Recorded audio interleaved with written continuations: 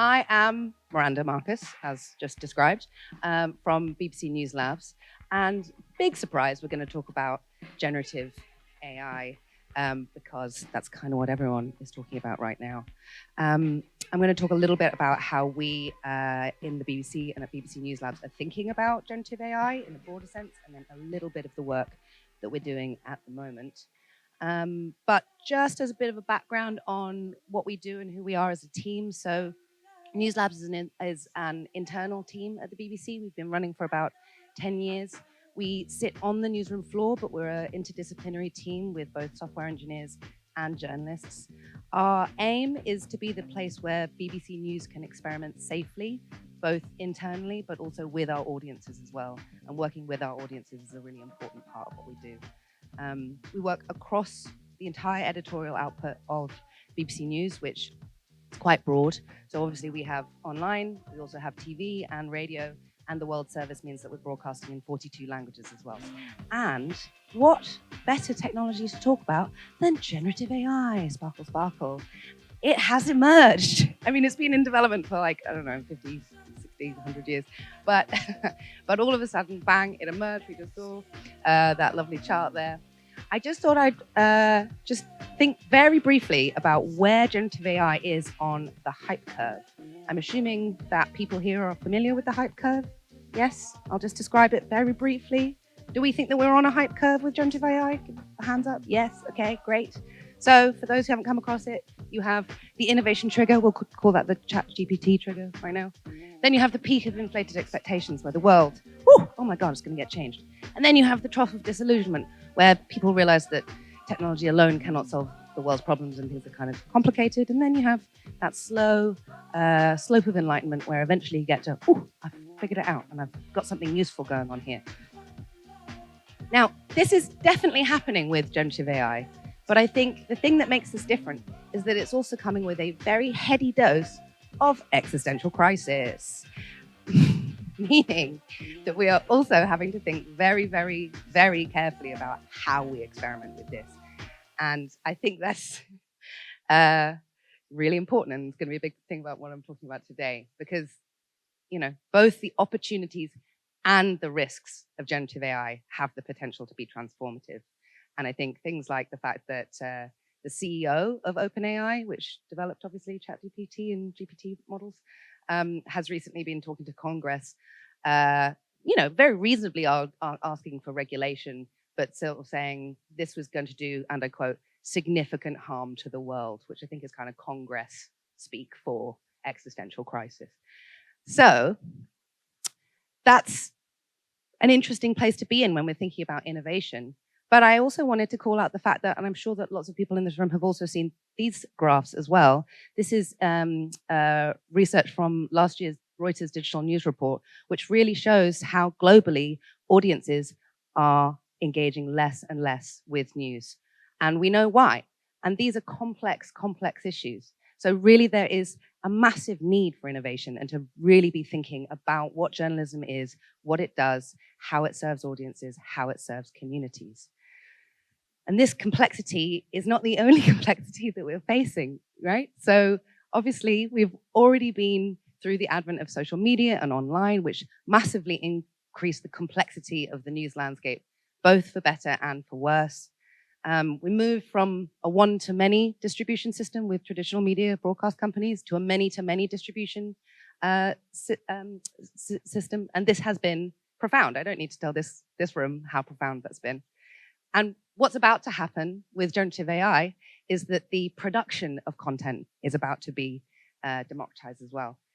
Because it is accessible and usable by everybody, it gives everybody the capacity to produce high quality media content at scale, which is a huge opportunity for small newsrooms, for voices that often aren't heard loudly enough in the mainstream media, and for the mainstream media to really think about itself as well. However, with this complexity comes a whole range of consequences beyond the newsroom. The BBC was founded in 1923, so we have 100 years of experience of countering human bias and inaccuracy with editorial policy, with editorial guidelines, with fact-checking, with verification, because we have a commitment to impartiality. That's what BBC News is for. It's what we're supposed to be for anyway. Do we always get it right? No, but is there an enormous amount of expertise about how we strive to do that with our current forms? But algorithmic bias is a whole different ballgame. So we need to learn how to work in that context and how we're going to be held accountable for it. And this isn't starting to talk even about those with malicious intent using generative AI to produce false media. And I will come back to that in a second.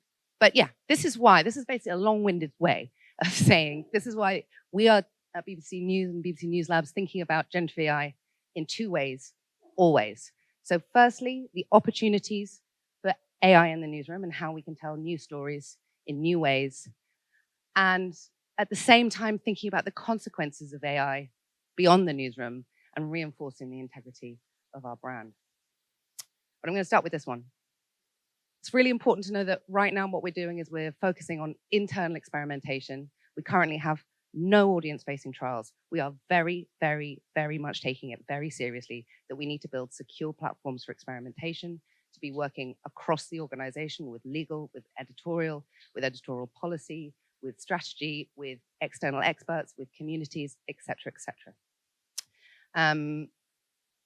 And also working with audiences. It's extremely important that we're working with audiences in new ways and foregrounding their perspectives as well. This image to the left is a very simple application. It's a headline helper, which is aimed at helping journalists to generate multiple headlines. They already need to generate multiple headlines for the same piece of news for SEO and different things like that. Can we refine that? Can we help segmentation? This is in a secure platform and helps us understand what the limitations of these applications are and whether or not they're actually useful. This is another piece of work that we have been doing. Again, this is not user-facing. This is just experimenting internally. In the UK, the cost of living crisis is an ongoing story and probably will be for a while. When a journalist is writing 12 stories a day about inflation and economic policy, it becomes maybe a little less natural for them to be explaining what technical key terms are like inflation over and over again. So this is an experiment with using generative AI to identify key terms within an article, extract those entities, and then draw on pre-published BBC articles to generate small short-form explainers that can go into the article themselves. This has to be subbed. There is no connection to the front end of the news website. It really is just there to support the journalist. And what we're doing is, again, we are learning whether or not that is useful. But really, these are relatively small things. This is a kind of framework that I've been thinking about in terms of where those potential opportunities for AI in the newsroom are. So first one, improving the existing ways that we produce our existing content. So basically speeding up and making more efficient and better, potentially, what we do. That would be the ideal. If it doesn't do that, then we shouldn't be doing it. Summarization, reversioning, data cleaning, script writing, things like that. Then you have slightly more sophisticated, so new ways of producing our existing content. So template authoring, modular journalism, automated fact-checking, things like that. And then lastly, new ways of producing new types of content. And I would think that that is the bucket where we might actually start to think through the new forms of journalism that might engage those audiences who are disconnecting from news media. Obviously, this goes way beyond journalism as well. As I mentioned, BBC News, big newsroom. We've also got applications of generative AI in engineering, in metadata generation, in TV production, in multilingual journalism. All of these things need to be thought about with both of those ideas in mind about where are those opportunities for transformational change at the same time as how do we do this in a way which is genuinely responsible and not just ethics washing. Because as we go through these processes of building these secure environments and doing this rapid prototyping and application, it is becoming increasingly clear, and probably was to anybody with common sense, that there is no such thing as push and publish with content that's generated by an AI. And I thought that it would be good to just call out Nick Diakopoulos of this parish, hello Northwestern, published this recently. I thought it was a really great, just simple encapsulation. He published this on his site. Alessandro Alviani was the author, and they've been trying to see if it's possible to get LLMs to summarize articles while keeping quotes accurate. That is the basic, right? That is the basic thing that these things need to do. And you know what? It takes a lot of clever prompt engineering. So it's really, really not just a case of plug and play at all. And it's this type of experimentation that helps us understand what new skills, capabilities, processes are needed and, by extension, valuable. So that's some of the things that we're doing in terms of thinking about applications and opportunities for using AI. But I also, and I think I do still have time, want to talk about the consequences of AI beyond the newsroom as well, because that's obviously a really important part of this picture. Doesn't the Pope look good? I mean, it would be great to see the Pope run and walk in a Balenciaga thing, but you know what? It's not going to happen, and it's not true. Obviously, the net effect of large amounts of false media, mis and disinformation. Individual instances are deeply problematic, but net, it has the effect of casting doubt on authentic content as a whole. And it means that there is a massive need to be increasing our abilities around investigation and verification, as well as increasing our transparency in our journalistic processes as well. So that's also something that we have been doing quite a lot of in BBC News Labs of late. BBC has recently launched this team, BBC Verify. We launched it, I think, about 6 weeks ago.